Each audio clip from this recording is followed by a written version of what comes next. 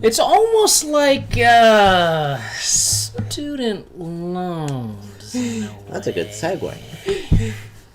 So we can use that to roll right into our student loan forgiveness and whole concept around student loans itself. So how is gambling like taking out a student loan for college? I mean, okay, devil's advocate here again. It's not even close to being the same. I mean, I'm not gambling. I'm investing in my future. I'm increasing my skills so I can go out there and get a better job, right? Or just investment in myself, understanding in the world, which is eventually going to pay off. So it doesn't matter. It all works out. Well, I'd say that it's very similar in as far as risk management goes, because counting on what field you go into, I mean, an engineering degree is quite valuable. It's a good investment to do an engineering degree, definitely if you've got the desire for that. Medical field, again, is a good investment because you get a good return on it. But gender studies, agriculture, if you want to be a farmer. English lit? These are all very poor gambles that you're making, because you're basically gambling saying, I'm going to invest this money up front, and what I get will be either equal or greater than the money that I'm investing into it. Yeah, I'm not trying to bash English lit, but that aside, I'm sorry for any my English teacher out there. But all right, so what's wrong? And eventually, I mean, I have to have a degree to make money, right? No. No, there are many different avenues. In fact, local colleges it can get you a degree at a much cheaper rate than a big university. No, my question was, getting a degree is my key to success. Again, there's also career centers or VOTEC kind of thing. Lots of places where you can get education, but you don't need to go for a degree. You can only invest into what you're actually going to get benefits from. And putting education aside, there are ways to get jobs that don't need it. I mean, obviously, if you want a doctor, please go to school. I don't want you operating on my family without that. But if your desire is for something that you can just get training in, whether that's on the job or, a class here or there, you're not stuck into 4, 8 more degree in order to hopefully someday pay that off, or have your kids pay it off after you, or rely on the government. So how does this relate to gambling then?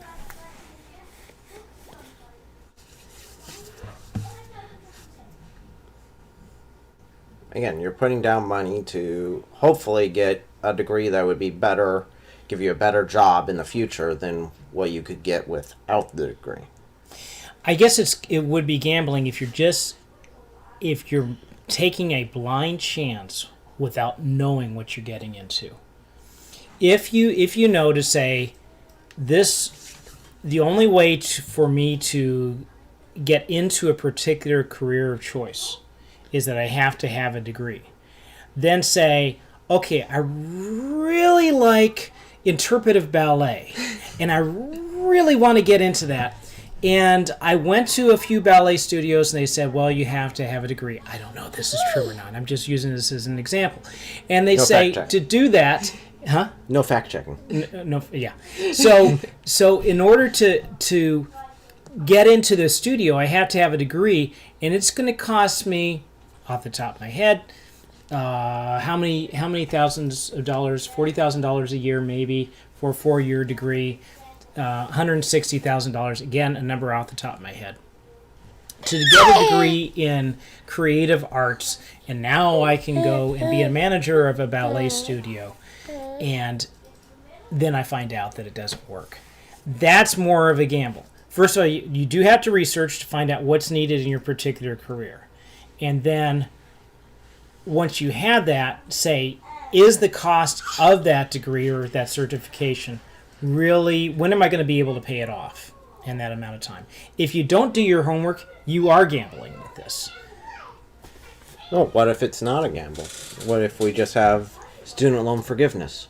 And they just wipe it clear? I mean, that's free money. You get to... No, it's not free. It's not free. Somebody has to pay for it, right? Somebody has to pay the teacher. Somebody has to pay the $200 textbook costs. All the other fees that are associated with schooling. Somebody has to pay for it, because otherwise you can walk onto a university and say, hi, I'm enrolling, but I'm not going to pay tuition. Are you okay with that? And they will tell you no. Somebody has to pay for it. And so who's that going to be is the question we're left with. And yeah, the colleges aren't going to be like, oh, sure, you don't need to pay us back. So where's that going to come from? I mean, a lot of people propose, oh, we'll just, slap it on taxes. Everyone will pay for it. Well, then who's hurt the most by that? The people who actually saved up the money, did the extra work, spent so much time making sure that they could pay for their own student loans, or not even need them to begin with because they made this money before they went. And then they're stuck with paying for everyone else's too. I mean, that's not fair. Are they going to be reimbursed for the amount that they already spent on their student loans? They've already paid it back. Counter argument. I am going to be bringing such a benefit to society that society should pay for my education.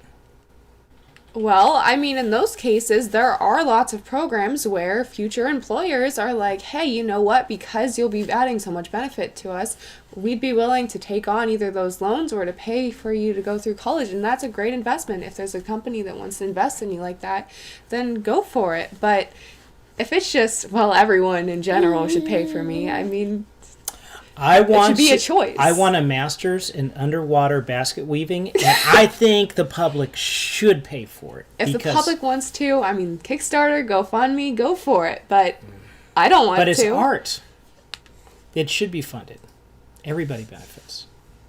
Tell me to shut up, please. That's the question. It's the same argument. Well, don't you want to help people? Well, of course we want to help people, but we want to be able to select who we want to help.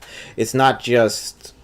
cover all, and I've gotten to a discussion that was the end question, definitely, when it comes to healthcare for all. Don't you just want to help people? Well, yes, I would love to help people in my local church, in my local community, but it's not just a cover all. If you're doing something that's incredibly stupid and you expect me to basically cover either your student loans or your health bill, check again. You got to be smart with this and not just go out there below the money and go get your degree in underwater basket weaving. Hey. Be nice. Hey, it's reality. Art. It's art. It's also trash. We all benefit from it. Definitely sea creatures. Who now are caught in all those baskets and have died. Congratulations on extinction.